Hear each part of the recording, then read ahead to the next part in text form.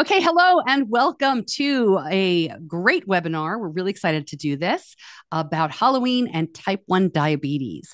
I'm your host, Stacey Sims. I am joined by Anna Sabino, who will introduce Morning. herself a little bit more in just a second because I need to share the screen first, and that always stresses me out. So there's the screen, full screen mode. There it is. Hooray. And now I need to adjust myself over there on the side. Okay, I did it. I'm very excited. Now I have to remember how to scroll through. Okay, so we are going to be talking about tips and tricks for a fun and safe holiday with type 1 diabetes. Oh, these are your hosts. I don't know about you, Anna. I look just as glamorous today. Yeah, that's a few years ago for me too.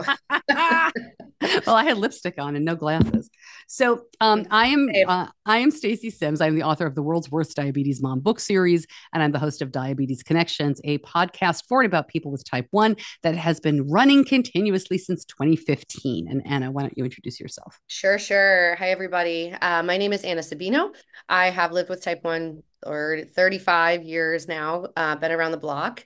But I've worked in the field of diabetes. I've tried really hard to not do it and I failed miserably. So here I am. But I am a master's level social worker and certified diabetes care and education specialist. Not my favorite name anymore, but I now have a private practice where I work specifically with kids, young adults, teens, families, helping everyone navigate the ups and downs of the, emotional aspects of T1D and love working with people like Stacey to do these kind of programs. So here we are. We're so glad to have you here. Thank you. Just a little bit more about us. My son was diagnosed with type 1 back in 2006, just after Halloween, in the very early part of December of 2006. This picture uh, on my left, where he's in the um, flounder costume from The Little Mermaid. My daughter was Ariel that year. That's the only year I got them in matching costumes.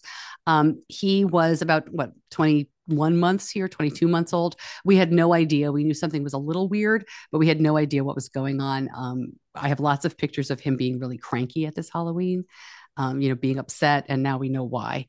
The picture of him on the right is right before we dropped him off at college last year. He is a sophomore in college now, so we've been through quite a few Halloweens with type 1 diabetes. I was sharing with Anna before we started, I don't know what he is doing for Halloween, and I think it's better off that I don't know. He's 19, and I don't really need to know anymore. But I'm here to give you what I call mom level advice, real world experience. I've also talked to so many moms. I don't think it's an exaggeration to say I've probably talked to thousands of moms over the last 17, it's almost 18 years really that since he's been diagnosed. And we have some idea of what works well for most, certainly not for all. And I'll be sharing some of those tips and tricks with you about how to plan so that Halloween is a lot less stressful. Anna, take it away. So this was one of those, yes, there is a beverage in my hand that is not water. But this was one of those Halloweens that, yeah, my parents did not know about. Yes, I'm from Boston. I was out in, this was in 2007, right after the Red Sox had won the World Series, which I was not home for, but I was out in St. Louis, with a bunch of MSW grad school colleagues at a bar, at a Halloween party, at a bar, partying, real life. And I have done type 1 without a pump, without a CGM. This was without a CGM in 2006 or 7. So I'm here to tell you that it is doable without technology, with highs, with lows, and a few tips and tricks to kind of keep you safe from the educator perspective as well. Excellent. All right. So, what are we going to talk about? We are going to talk about a plan of action and why it's important to have one, even if life changes. We're going to go beyond carbs. We're going to talk about candy. We're going to talk about educating your friends and neighbors in a way that makes you welcome and enthusiastic and not the Karen of your neighborhood. Costumes and diabetes technology, and then we're going to open it up for Q&A. I have two amazing friends named Karen. I never should say that. I hate to say that. My best friend's name is Karen, but you know what I mean. I was And just on a client call and we talked about Karen, so it's kind of hilarious that it's oh, coming full circle. Ridiculous. I love this picture of Benny. I don't remember how old he is here. What do you think? 6. But he's got his insulin pump in a pouch. He wore it on a pouch for many years. He's had a tubed pump since he was 2.5. And I love this costume because he was convinced that Bob the Builder had type 1 diabetes and Oh, that the toolkit that Bob the Builder wore was an insulin pump because, Benny didn't know anybody in real life who wore a toolkit. We're not that kind of family. So he always thought that was an insulin pump, and I did not correct him for many years. I always thought that was adorable. Okay, so a plan of action. I'm going to jump right in, and Anna's going to chime in as we move along. But I'm going to go through this whole kind of plan here. So, what I mean by a plan of action is what does Halloween look like in your house? Because if you haven't decided yet, it's a really good idea to take a couple of minutes and just think about this. What do you want Halloween to look like? And by that, I mean, is your child going to be running around the neighborhood collecting as much candy as they can and then eating it along the way, eating it when they get home, putting it all away? Do you do people call it the switch witch now, where you take all the candy and trade it in for a toy? Whatever it is that you're thinking about doing, I would decide on it and communicate that to your family. And this is really important for grade school kids because probably starting about 2 weeks ago, they are getting hype about Halloween and they are talking about it on the bus. And so it's mm. really important to kind of set expectations.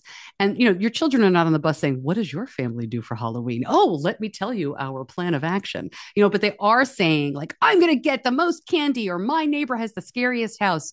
And if they know what you're planning, it's a lot easier for them to get excited about it this far in advance. Um, I would also, if you're newer to diabetes or if you're super stressed out by this, like just by saying, what's your plan? I know some people go, oh my God, I don't have one. What should my plan be? I know how stressful this is. I would definitely check in with your endocrinologist. For my child's age and stage of diabetes, what kind of things do you recommend? Like what works well?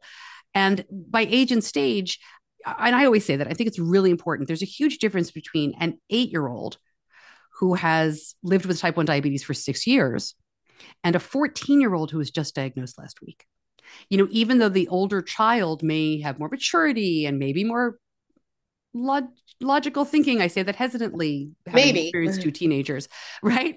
But your experience with diabetes, even as a child, kind of changes the way you go with the flow, your expectations and your parents' expectations. And of course, this changes. We changed every year for the first 5 years. I was terrified of Halloween. This is his first year back. He's about to turn. Wait, this is where Halloween. He's about to turn 3, so he's not yet 3 at his first, diabetes Halloween. And we've taken all of the toys and we've taken all of the candy and we gave him this Play-Doh toy. He was so pumped. He was super excited. He didn't care about the candy. He just, as long as he could have his 2 pacifiers there. My kid would hoard his pacifiers. But that was great. The next year, no dice. He knew that candy was involved and we were more comfortable with diabetes. So I think I always gave my kids a couple of pieces of candy that night. And then, we would get rid of the rest. I did a year where I paid my kids like a nickel or something. I didn't like that, but it may work for you. And then by the time he was 7 or 8, it was like, whatever, we've got this. Just run around and be crazy. Anna, anything to add here? Yeah, I mean, all of that is great advice. I think going back, like taking that 40,000 foot view, right now there's like Halloween everything in everyone's face. I mean, let's be real, there's Christmas stuff already in Target. But when we're talking about like it's going back to like what matters most to your family. And I think communicating to family doesn't mean just you. And I know it sounds like there's probably moms here, but making sure your partner, the other siblings are aware because it's everybody. And sometimes if we're not all on the same page, we have so many ideas in our head, like as moms, like, okay, this is what we're going to do in our family.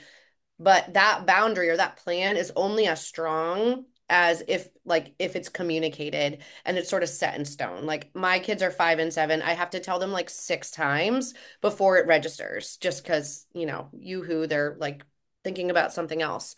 Um, and I think too, like, don't, and we'll get to, maybe we'll get to this, but like level set your expectations, in terms of like do you want all of this night or this weekend to be about candy? Or do you want it to be all about fun? Or do you, like, did last year you have a horrible Halloween experience? Your kid broke their arm, so this year you're going all in. But I think the most important thing here, I would say, is just communicate what's important to you so your kids can have that expectation because some of it is out of the control, but this is something that you can control. What do you want that whole experience to be at the end of the night? This is also a We good time. we did the coin thing when I was Oh, little. This was, and it was like, oh, let's keep 5 pieces for when you might be low or are looking for a treat, and dad will take the rest to work and sell it. And then, I'd get a couple bucks out of the deal back in 1992. But I didn't really care. I didn't, by the time I was 12, it was like my mom was just like, whatever, yeah. have the candy. Not a huge deal, but um yeah, find out what's important to your kid. Ask them what are they most looking forward to about Halloween, and then you sort of mold that plan together. Okay, so let's talk about candy. That's a perfect segue, Anna, because Yeah. how do you want to manage this? How do you want to treat lows? And this is about that night, and it's also just about your life. We are a family that never treated lows with candy. Yeah. That was a big thing. Like you always see that the day after Halloween, oh, all the low stuff's on sale. And that's great, right? Whatever works for you. The advice I was given very early on, and again, my child was 23 months old when he was diagnosed. So you're certainly not going to be like, let's have some Skittles. You don't do that with a 2 year old. But we were also told that if the only time they got candy was when they were low, that that can become a difficult situation in many ways. Number one, there's the psychology of I am never allowed to have this unless my blood Hmm. sugar is low, so I'm being Hmm. deprived. And there are some kids, they're smart and they figure out how to make themselves go low so they can have that stuff, which can be a very dangerous situation. So think about that. How do you want to treat lows on Halloween, and in your life? And be aware that things are not the same candy to candy. Simple sugar is very fast. You look for things like dextrose, Smarties, stuff like that. Pixie sticks, Pixie Starburst. sticks, Starburst, Skittles. Those are Yeah. very fast, and that's great on Halloween because I know it seems crazy, but they're running around so much they often do go low while trick or treating, and Yeah. that's awesome because you feel like whoop. But you don't want to treat a low with something more complex. Yeah. Things with chocolate, things with layers, nuts.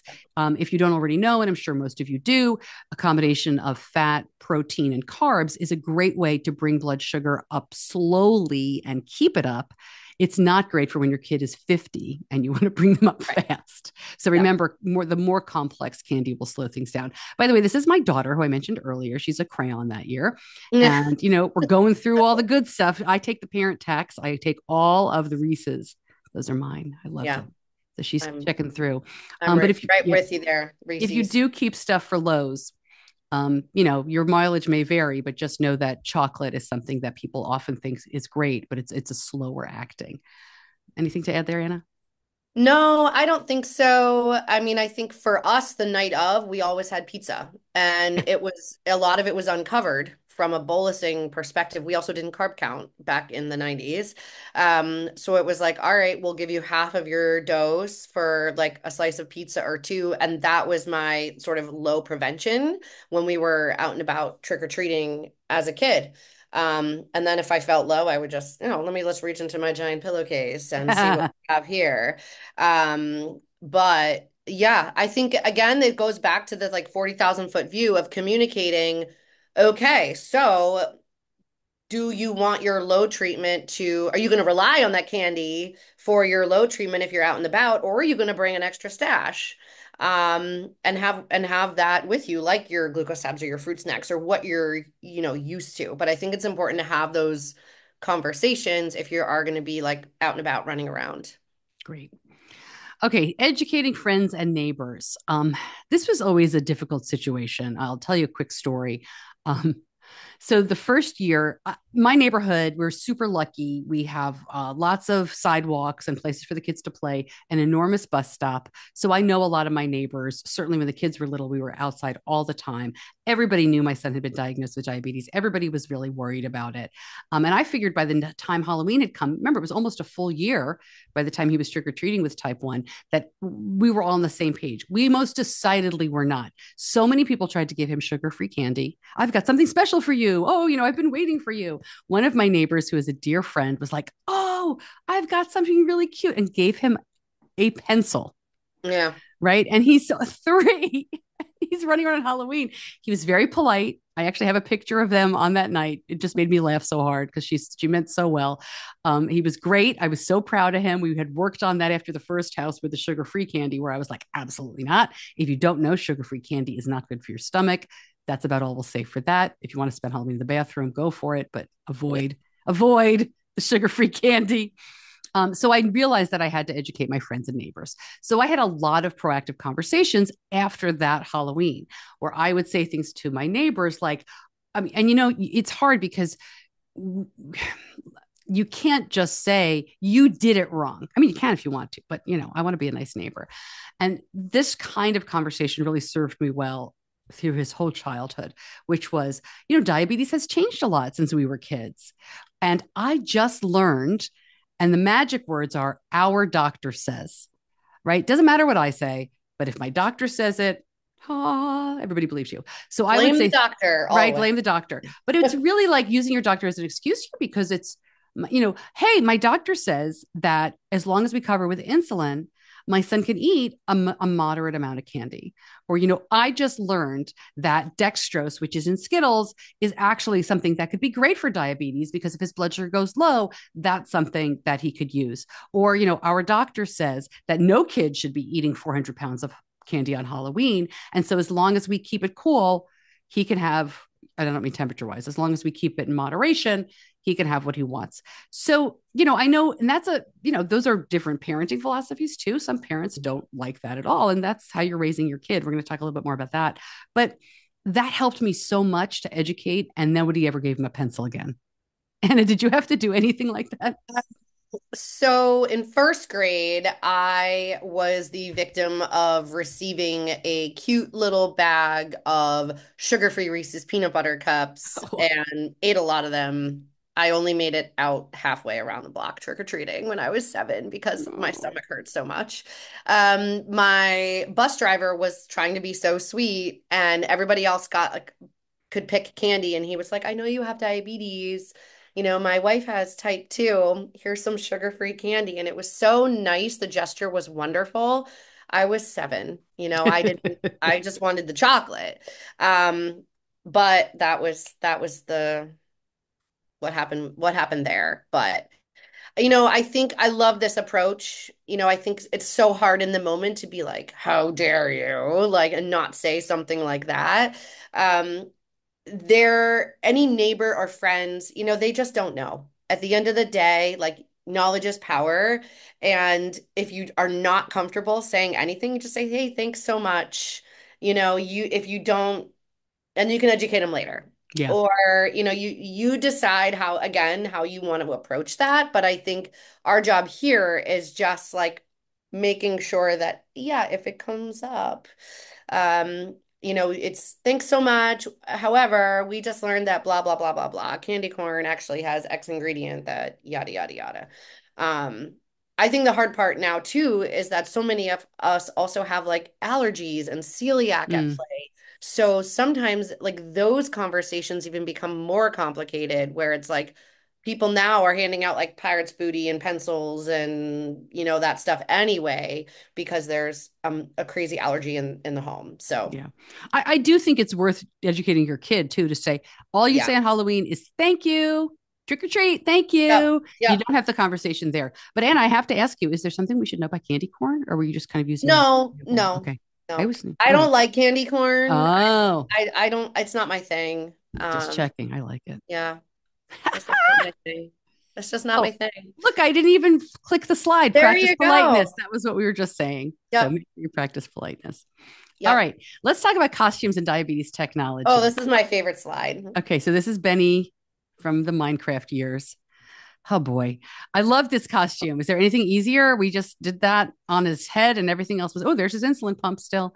And I think Look we at made that this look. medical bracelet he's rocking too. Oh, let me tell you, we are so lucky. And I'll tell you a quick story about his medical alert bracelet. I'll make a note and do that after this because I want to zip through these slides. But yes, we are a big believer in the medical alert, and it was an interesting way to get him there. Yes, I have a boy. It's a little easier, but we'll talk about that. All right. So, costumes and diabetes technology. I think this is a little less difficult because so many of the pumps are on phone control now.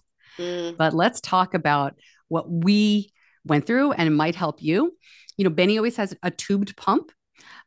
He had the Animus Ping for a couple of years, which is not in existence anymore, which had a remote controller, much like an Omnipod with a PDM.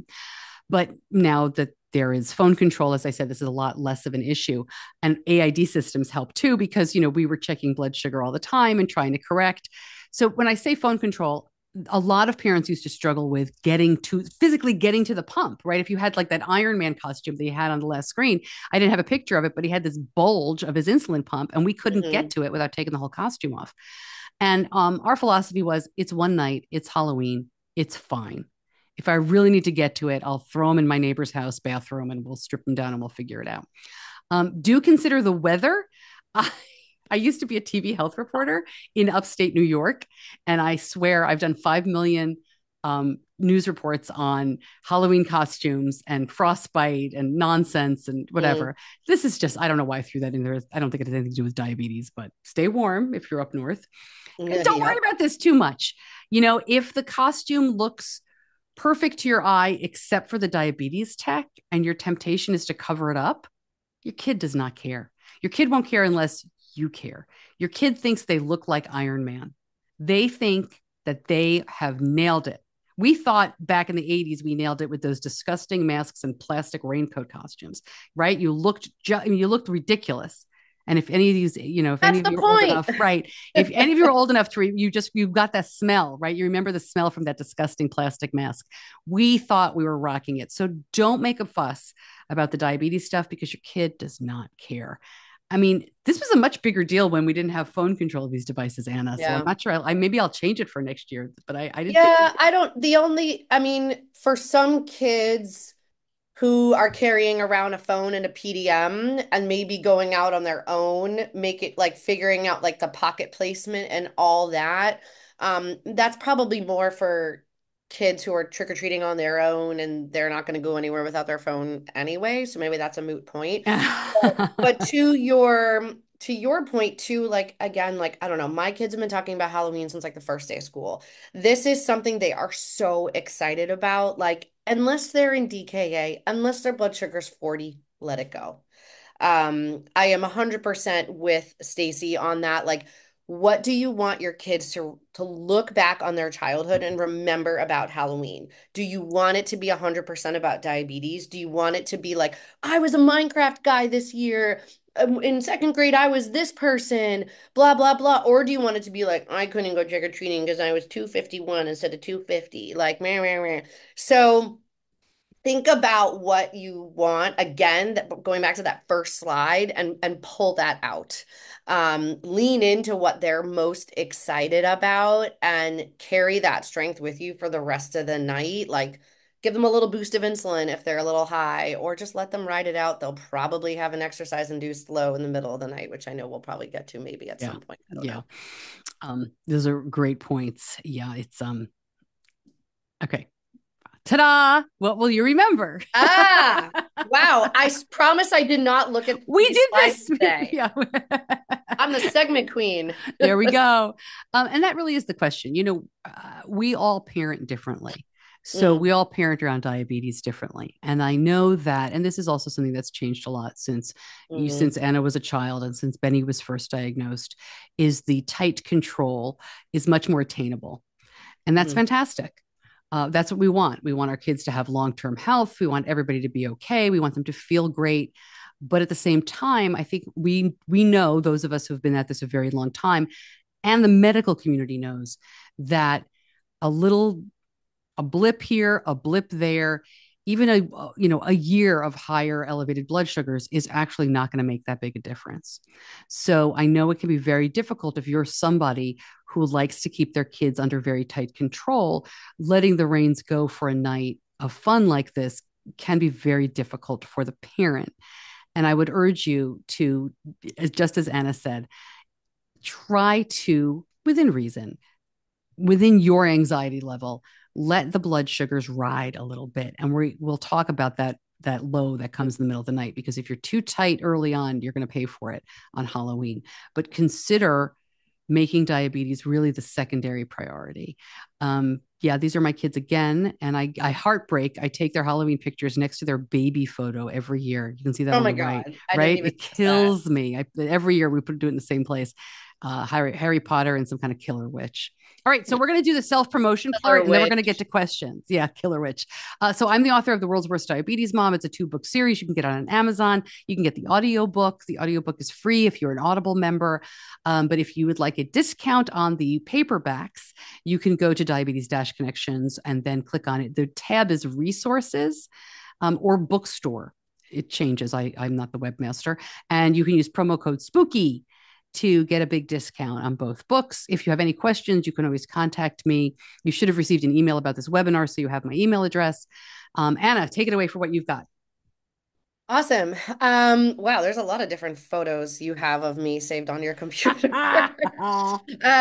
So for those of you guys who are have kiddos between the ages of 8 and 11, I have a free program right now called Parenting for Independence. It is like my pride and joy, and to try to help you all navigate all of your anxieties and the ups and downs and the roller coaster of trying to follow along really what diabetes does and doesn't control in our lives. So it is a free subscription program. You can find it right on findingsmilescoaching.com.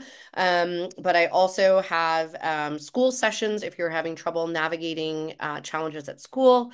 Unfortunately, we know that they do exist, but I am always available for individual sessions. I do a lot of work with couples, with parents, with families, young adults and teens. And yeah, Cool. that's about it for now. Cool.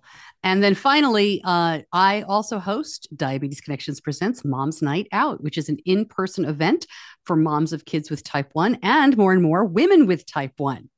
Really excited about this event. I started it 2 years ago now. We are Mhm. having our 7th event this weekend in the Philadelphia area, Cherry Hill, New Jersey. If that's where you are and this is the first you're hearing about it, hit me up. We'll get you in, even though registration is closed. But our next event is in Atlanta at the end of January, and we will be announcing 3 more 2025 sites. So we've got 4 coming up in 2025. This is really a great event. I like to describe it as a combination of education, technology, community, and cocktails. And then let's talk a little bit more. I want to get your questions. We have 2 things I've written down to address. And I'm gonna. This is Benny as a freshman in high school. I loved this costume, and he's just a big doofus. I don't know what he's doing this year for Halloween, but let's stop sharing. Okay, so the exercise induced low that Anna mentioned, let's talk about that, because I did a reel on this the other day.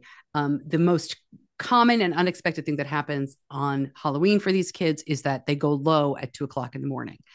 And Anna, do you want to kind of lean into that and explain it a little bit more? And Yeah, then I can kind of give my perspective. yeah. So a little science. We know that sometimes if we have like all of this glucose built up and we're burning it, sometimes there can be a delay.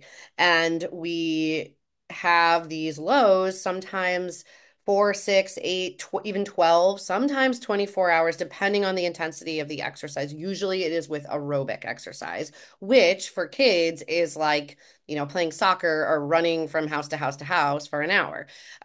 So for most of us who do have these automated systems, they can help, but it is not uncommon to see lows in the middle of the night after pretty intense exercise. Now, if you've got a ton of adrenaline on board or our cortisol levels are up because of the stress and excitement. We know that can help too. This is where the growth hormones actually help.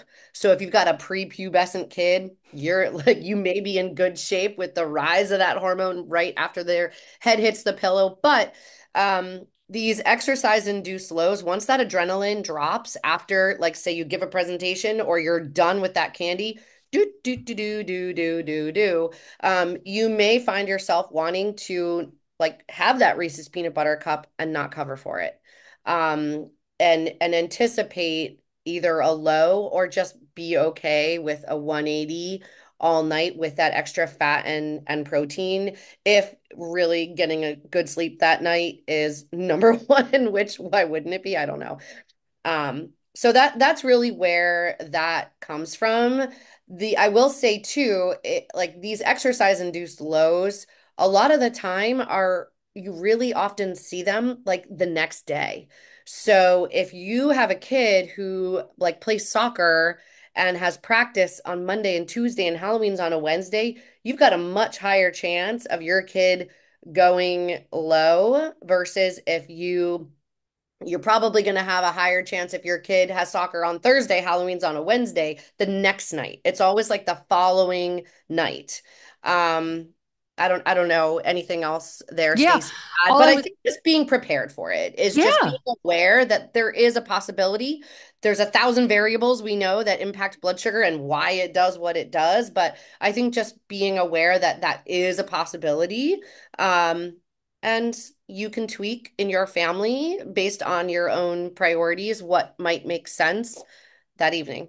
I was stunned when this kept happening year after year. Nobody had ever told me. I mean, also my son was diagnosed before social media, Well, yeah, so it was amazing to me that he would always be high on Halloween night when he came in, and I would treat him, and then at 2 o'clock in the morning he'd be super low, and it didn't catch on for me. You forget, and you never like you don't. He's 250. You don't want to not treat that, but we right. finally learned that these kids are not every Tuesday night. They're not running around their neighborhood for 2 hours in the Yeah, cold with the excitement. This is such a one off that, of course, they're going to go low in the middle of the night yeah, if you've bolused for every single little thing.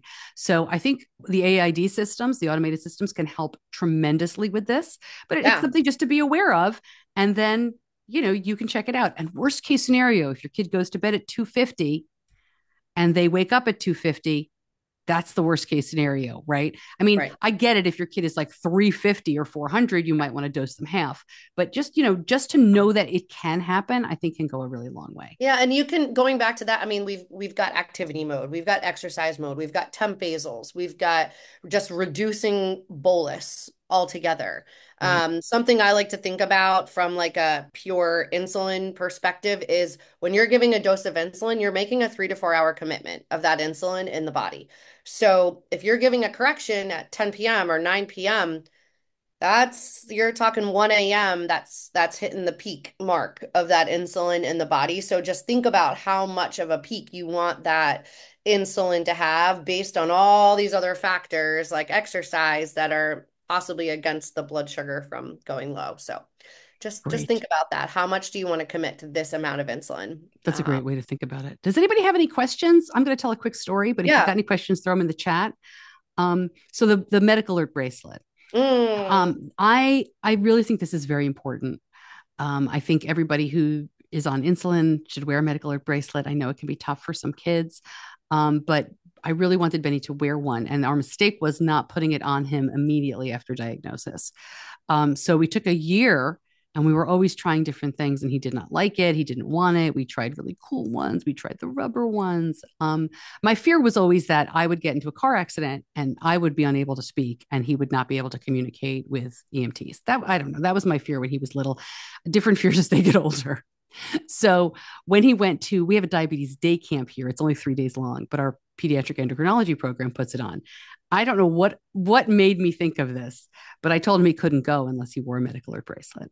And he was like, mm. "Yep, give me that." He wanted to go to camp so bad. He was like, "I'm ready to go." And he had this little teeny wrist. I saved his first medical alert bracelet, and we put it on. He got to camp, and he immediately, because that was not a rule, started policing all the other kids. You have to go home. You don't have a medical alert bracelet. You can't be here. So not the best thing to do, perhaps.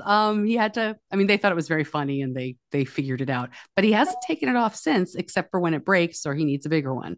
I feel very fortunate about that.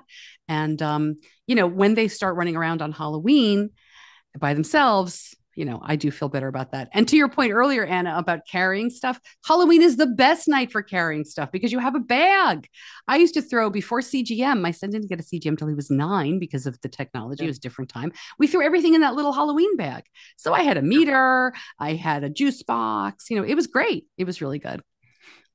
Okay, any questions at all out there? I'm trying to think of what normally comes up. We'll stay Yeah. on for a couple more Or minutes. if you guys want to just throw in your chat, where you're from, how old your kids are, or like what's something you're either most What your excited kids going about for or Halloween? like nervous about. Yeah, what are we dressing up as? Are we doing a family theme? Like, do you and Slade ever do the like No, parties, we. like dress I always thought family my theme? husband's name is Slade. I always thought about trying to do. I'm not a big Halloween person. I've I never like done it. costume parties and I like that stuff, but my dog is a complete maniac, so we've stopped even letting people ring the doorbell. Like I sit outside now with my neighbor. I'm the old lady on the block who's like, "Don't go to my house." But we don't. I always thought about doing a themed. I think that'd be really cool. How about you? Um, I always felt like my costumes were never good enough, like as a Oh, kid. Like I was just like, I don't know. I just was just like, I felt like I wasn't creative. My kids are all about it, which is so, so fun. But I'm kind of like, I don't want to go to a Halloween party. I feel like it's like wear your costume to dance, wear your costume to soccer, wear your costume to Sunday school. It's like, oh my gosh, like that's enough. I don't need to, I'll put on some face paint. See you next year. I love Uh, it. I but love it. okay, wait, we got somebody saying something. 9.5-year-old dressing. Oh, the Descendants. That was the like front runner, and then until the group decided to go as a series of black cats. So I feel like there's going to be a lot of red from Descendants. Yeah. I think Yeah. this is not a question, but this is a good point because this mom says that her 9-year-old has been diagnosed for almost 3 months. So this is their first Yeah. Halloween. And at 9, she's got established what Halloween means. Right. So it'll be interesting, as you try to keep normalcy, right? When we talked at the very beginning about like having expectations, having conversations, it's one thing if you have a kid like mine who didn't know from Halloween, you Hmm. kind of paint the picture. And it's another thing if you have a child who's really enjoyed it. And in fact, we did an episode on the podcast a couple of years ago with Q&A about Halloween. And one person said, like, my kid hates Halloween. And I don't know if I should. Is this a situation where now they're diagnosed with diabetes? Is this important for me to make her like Halloween? And we're like, no, she doesn't. If she hated it before, she can hate it again. As Yeah. if some people though, we did have a mom whose kid was scared of Halloween, similar Mm. age, 8 or 9 years old, and was really excited about Halloween in the past, but was very worried about it. And the mom was like, I didn't do it. Like, it's not me. She's just worried on her own. And our feeling was, well, maybe this year she can just answer the door and give out candy because that's fun. That's a lot more fun than I think people realize for kids. They can see the little kids. And then a lot of times what happens is about half an hour in, they're like, I'm going out. I've seen all Yeah. my friends Yeah. come Yeah. through. Yeah. I've seen, so Yeah. then they go. So that was a nice alternative too. But yeah, I mean, diabetes and Halloween it feels like a lot of pressure and it feels like a lot of stress. But I mean, truly, you will get to the point, not the first year, where Yeah. it doesn't really feel that bad. Yeah. That's cool. Yeah. I'm excited though. And I'm a huge, I mean, I say this all the time, but I'm a huge proponent of like figure out what works best for your family and then adapt diabetes into that. Don't Right. let diabetes uproot your world. If you love to go to your neighbor's house, if you love to go to a different neighborhood, or you guys do a trunk or treat or whatever, um, you can have your own thoughts and feelings. Like kids are allowed to have those urges. Kids are allowed to want candy. That's part of being a kid. And all right, yep, cool. Let's dose for it. Yeah. Yeah. Worst candy of the night? Oh, geez. Worst candy of I the don't night. know. I think it depends on 1,000 variables. I will say York peppermint patties have a ton of sugar. Sometimes I Really? use that. Oh yeah. All like the mint. It's like syrup. It's basically just like Oh, syrup interesting. on the inside. Yeah, I mean, it depends. Like you're again, it depends on what you're asking for worst, like worst for Yeah. diabetes.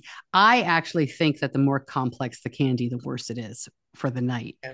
Because, if they're eating, one little snack size Snickers is not a big deal, but trying to figure out how to dose for like five of those suckers Hmm. is really tough because they're so complicated. It's like pizza. It's really hard to dose because of the timing. But Mm. if you have an AID system like Omnipod 5 or Control IQ or Beta Bionics, those are really going to help you ride the wave. So I think those will help. But yeah, worst candy is obviously black licorice. I mean, just from an aesthetic point of view, not a big fan of those. Bit of honey. How old am I? Yeah. And I also think depends on the size too. I mean, my kids know exactly which houses give out the full size bars. Like, oh, we got to go to Mrs. So-and-so's house. I wonder if they're going to have the Hershey's this year, whatever. But yeah, I think, you let them collect everything, you come up with that plan. I Yeah. think that is like, the most important thing you could do is just be like, okay, yeah, we're not opening candy now, like let's get home. Well, my daughter likes to organize it by color. That's She's part of the like, night. You've got to that's organize part and of the night. You trade and gotta, you gotta trade. store. Yep. Yeah, yeah. Yep. So I love will all of that. I will leave us. I think we're going to wrap it up here pretty much. But Yeah. one thing that we did not mention, and this is diabetes friendly, but also life friendly. One of my neighbors gave out bottles of water, which I thought was the Oh, dumbest thing for Halloween. It's the yeah. greatest thing. My Hydration. daughter, when she was Mm. like 12, they would be like sweating. I live in North Carolina, so it's a little warmer here, but even still, they're just running around so much. They would get thirsty, and she doesn't have diabetes and dehydrated and sweaty. And they'd be like, "Oh, we got to go to Mrs. O'Brien's house." So we started throwing a bottle of water into their pillowcase or a little trick or treat bag or whatever. And I know that people make fun of like we all carry Stanleys now, and oh my God, we have to hydrate every 5 minutes. I love that. I thought that was really helpful on I think Halloween. that's genius. Yeah, Yeah. so, something. One year we went somewhere, I think it was last year, and they gave out like vitamin C packets. I was like, "Are you a nurse?" They She was, definitely those fell off a truck. "Yep, They had a lot of those. yep." Well, awesome. Thank you so much for joining us. You're going to get an email with some of the things we talked about here and ways to get in touch with us to take part in Finding Smiles coaching experiences, more information from me about Mom's Night Out. And I hope you keep in touch. I hope everybody has a Oh. fantastic Halloween. And if Anna, you guys have topic ideas or if this was helpful, would love to hear back. yeah. So And if you're posting them on social, I'd love to, when Halloween comes, post pictures of your kiddos. I'd love to yeah, see them. And I'll post pictures of my sad little Halloween display with no more children at home. I'm an empty nester, which is I'll post it and madness. tag you, Oh, Stacey. thank you. I actually do that in my local, I run a Facebook group in Charlotte for parents of kids with type 1. And my favorite thing every year, I'm like, show me your Halloween costumes and show me, I love to see the diabetes gear. A lot of Oh times it's just yeah, people like exposed. decorate their pods or Yeah. like And it's really encouraging to kids who are shy about it to see other kids. That's the best. So thank yeah. you for joining us, Anna. Thank you for your words of Thank wisdom you. and I your love your this. Love doing experience, your life these. experience. Cool. Good All luck, right. everybody. Happy Halloween. Happy Halloween.